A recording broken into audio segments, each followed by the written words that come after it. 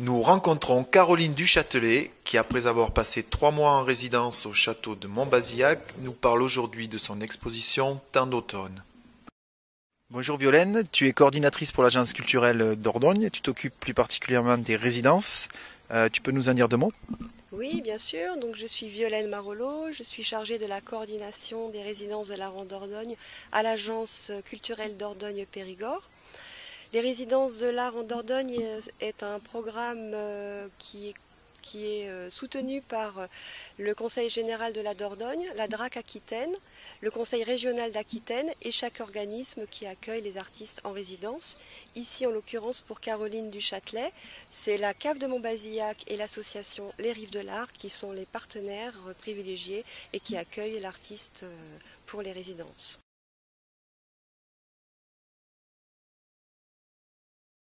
Bonjour Caroline. Bonjour. Tu es artiste donc plasticienne, tu es issue de la sculpture et depuis 3 ans tu as diversifié ta création pour réaliser des vidéos.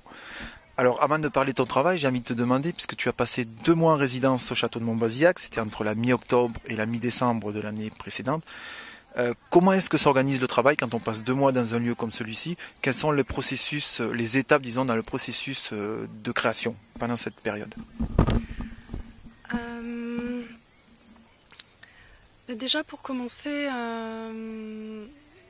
je suis arrivée en automne donc à la fin de la saison des vendanges et je suis entrée dans le paysage en accompagnant les derniers jours des vendanges. J'ai pas filmé, j'ai pas réalisé de film à partir de là, mais c'était déjà une façon pour moi d'entrer dans le paysage avec les gens qui l'habitent, qui le travaillent. Et c'était, je dirais, une première entrée. Ensuite, en fait, les autres façons de commencer à entrer, à habiter un paysage, à le traverser, c'est d'écouter les gens, de les rencontrer, de leur montrer mon travail. Et du coup, souvent, ils me proposent des lieux à voir en fonction de ce qu'ils ont vu, en fonction de ce qu'ils pressentent un peu qui pourrait m'intéresser. Et au départ, il y a une forme comme ça de désœuvrement. Donc je ne sais pas très bien où je vais, je marche beaucoup, j'écoute, je me promène. Et puis petit à petit, je commence un peu à me familiariser, à rentrer un peu, je dirais, à commencer à avoir un sentiment un peu de familiarité avec le paysage. Et aussi, un mot qui est important, c'est le mot intuition. Je commence à intuiter des lieux, à intuiter des surfaces, à intuiter des orientations. Et à partir de là, je me réveille à l'aube. Je travaille beaucoup sur l'aube, sur le moment pour moi qui est un peu la naissance du paysage. Je pars dans la nuit, je pars un peu à tâtons en aveugle. Je ne sais pas très bien où je vais, je ne sais pas du tout le temps qu'il fera. Et je pose la caméra et je laisse s'enregistrer la montée du jour. Donc en fait, il y a une grande part d'involontaire. Il y a quelque chose qui se passe en fait. Moi, je suis un peu simplement un outil dans l'enregistrement de quelque chose, mais qui se passe tous les jours. Et sauf que là, quand je suis arrivée cet automne, c'était une très très mauvaise saison de pluie, très mauvaise année pour le vin et pour la lumière aussi, pour les vignes. Jours éteints, jours de pluie, donc je savais pas très bien comment enregistrer ce peu de lumière. Et aube de brume, aube de gel. Donc je suis souvent partie et je pouvais pas mettre la caméra dehors parce qu'il pleuvait, parce qu'il faisait trop froid, parce qu'il y avait trop d'humidité, parce qu'il y avait presque rien. L'image d'ailleurs du carton d'invitation, c'est une aube de brume à l'heure bleue, mais bon, c'était des monochromes, c'était des choses très très difficiles à filmer, c'était juste des matières, Et en fait, ce qui aurait pu être une déception, le mauvais temps, le manque de lumière, le peu de lumière, les cieux sombres, ça a plutôt été une forme de ressource pour moi, parce que ça m'a permis d'explorer d'autres choses. Je suis allée il faudrait que vous voyiez les films pour comprendre ce dont je parle. On va les voir, juste après on les verra. Mais ça m'a fait filmer quelque chose auquel je ne m'attendais pas du tout. Et voilà, je ne sais pas si j'ai répondu à ta question. Oui, donc c'est ça, donc il y a déjà une partie d'imprégnation, et puis ensuite c'est le travail la créativité. Partie d'imprégnation, tout à fait. Le mot créativité, pour moi, il est un peu trop. Il est un peu trop. Je me sens beaucoup plus réceptacle. Et intuitive. Beaucoup d'intuition dans ton travail. Une histoire d'écoute et d'attention. Je ne crée pas une forme. Je ne peux jamais scénariser un film, je ne sais jamais ce qui va arriver. J'essaye juste d'être attentive à ce qui se passe et ça s'enregistre. C'est le mot créativité est trop fort pour moi. Ça implique quelque part une espèce de geste démiurge que je n'ai pas. Moi, j'ai beaucoup plus un geste d'accueil. C'est un peu particulier parce que je présentais moi-même les films. Je serai là tous les jours parce que j'ai mon atelier au château. Et pendant 2 heures, seulement 2 heures par jour, de 16h à 18h, je viendrai mettre en route les films et je serai donc présente. Alors, qu'est-ce que les passionnés d'art contemporain, en venant au château de Montbazillac, regarder tes films, vont pouvoir voir? Quel est le message? Qu'est-ce qu'il y a derrière les œuvres que tu as créées pendant tout ce temps? Le message, c'est encore un gros mot, c'est surtout le partage d'un moment de lumière, le partage d'une qualité de saison. Donc c'est beaucoup plus une forme d'attention à la lumière qui est proposée, un peu de musique silencieuse de la lumière, je dirais. Que c'est pas du tout un travail conceptuel ou avec un message, c'est quelques mouvements de lumière qui ont été enregistrés. D'accord. En 2009, tu as passé du temps en Italie, tu as résidé notamment à la Villa Médicis, à Rome, et puis tu as voyagé dans différentes régions, l'Ombrie, la région des Pouilles, tu es allé dans les îles éoliennes, si je dis pas de bêtises, en Sicile également, où tu as réalisé beaucoup de films, enfin en tout cas des films sur les paysages. Est-ce qu'on peut dire que c'est à partir de là qu'est venue cette envie de creuser cette relation au paysage, au temps et à la lumière, puisque ce sont quand même ces thèmes qui reviennent et que tu mets en avant? Oui, alors en fait, l'Italie, c'était un moment assez fondateur dans une double expérience, je dirais. L'expérience du paysage réel, vécu, traversé. J'ai effectivement j'ai beaucoup marché en Italie, j'ai beaucoup marché dans des paysages, mais aussi l'expérience de la peinture, parce que l'Italie est imprégnée d'art. L'Italie, il y a des fresques partout, il y a des chefs-d'œuvre partout, même dans des endroits très reculés, dans des campagnes, il y a une petite chapelle et hop, une fresque extraordinaire. J'aimais beaucoup prendre la voiture, partir pendant 2 ou 3 heures pour aller voir une fresque, marcher un peu, l'approcher et faire, je dirais, une forme de voyage simplement pour une œuvre. Et en fait, les fresques c'est quelque chose de très particulier parce que c'est in situ, c'est à même le paysage, c'est fait un peu avec les pigments du paysage, la couleur du paysage et la perception de la fresque après modifie notre propre perception du paysage. Et cette espèce d'aller-retour, je dirais, entre une expérience de la peinture et du paysage a été vraiment extrêmement forte en Italie.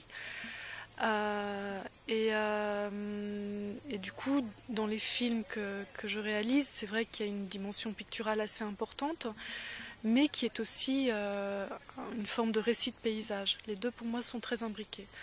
Quand j'ai écrit mon projet pour venir dans le Périgord, il y avait donc un appel à candidature. La thématique de la résidence, c'était le in situ. Quand j'ai défendu mon projet devant le jury, en fait, plutôt que le in situ, j'ai surtout parlé sur le motif. C'est un peu différent parce qu'il y a un peu de mouvement, mais c'est quand même à même un lieu. Et quand j'ai écrit mon projet, j'ai parlé aussi de la dormance souterraine, un peu de ce qu'il y avait pour moi en Dordogne. Ce sont ces fresques souterraines avec les premiers gestes fondateurs, les premiers gestes artistiques fondateurs, je dirais.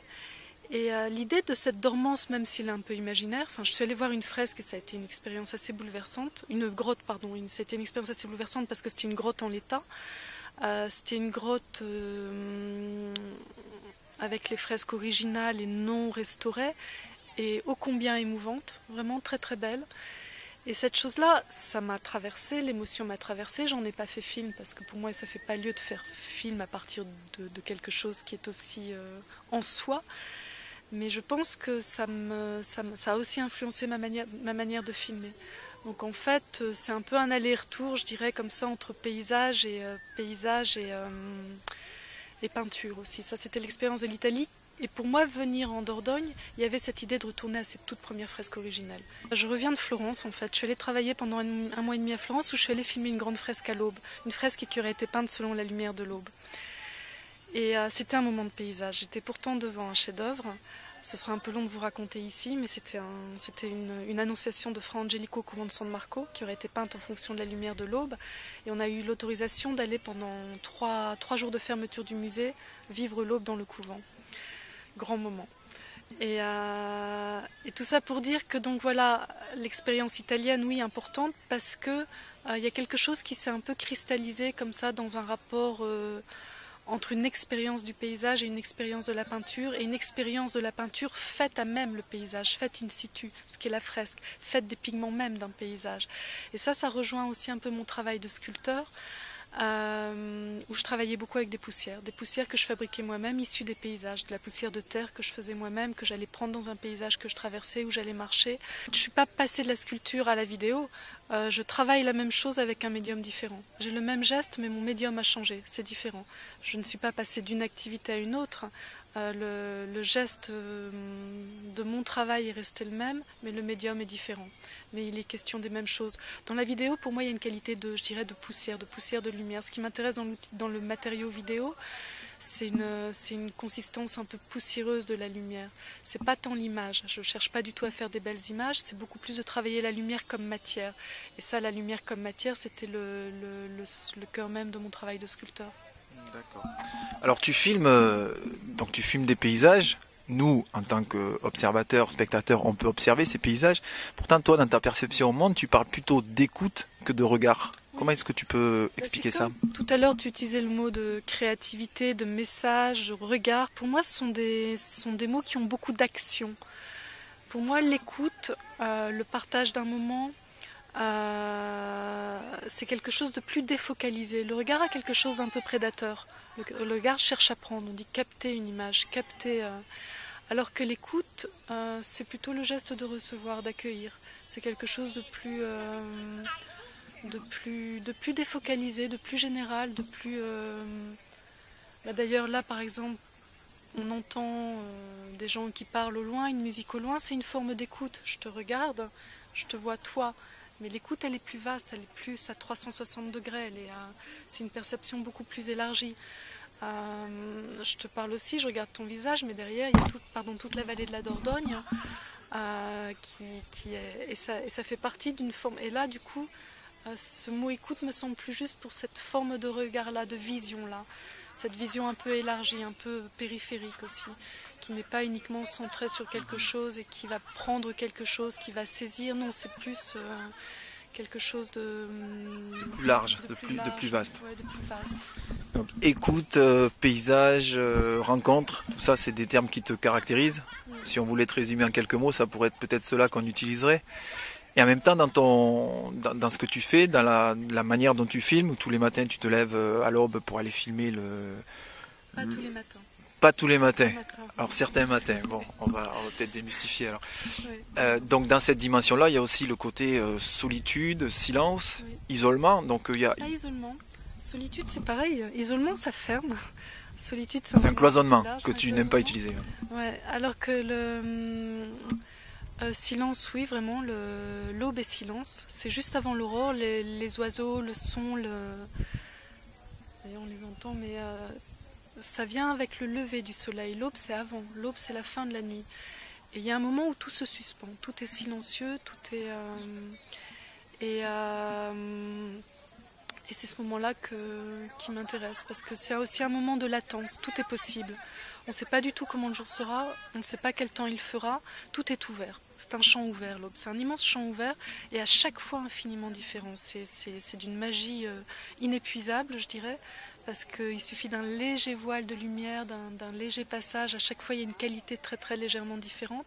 Et toutes ces nuances, toutes ces vibrations, je dirais toutes ces très légères subtilités vont donner une certaine qualité à chaque fois unique. Et ça c'est magique. Enfin, le renouvellement permanent. Donc une imbrication entre la lumière, le temps qui passe, puis l'éphémérité aussi des choses et ce renouvellement qui se produit chaque jour. Une naissance sans cesse, je dirais à chaque fois, une espèce de nouveau moment toujours. Ouais. Très bien. Et bien après ces explications, on va peut-être maintenant aller voir la vidéo. En tout cas, on encourage tous les gens qui vont regarder le film à venir voir ton exposition. Je rappelle qu'il va se tenir entre le 13 juin et le 26 juin au château de Montbazillac, où tu feras toi les présentations, c'est ça, si j'ai bien compris. Et donc je pourrais répondre aussi aux questions, aux retours, s'il y a des désirs de dialogue, d'échanger. Voilà, aux questions que les gens auront envie de poser après avoir vu le reportage de Canal Pourpre. Merci Caroline en tout cas, et puis bon courage et bonne continuation pour la suite. Merci.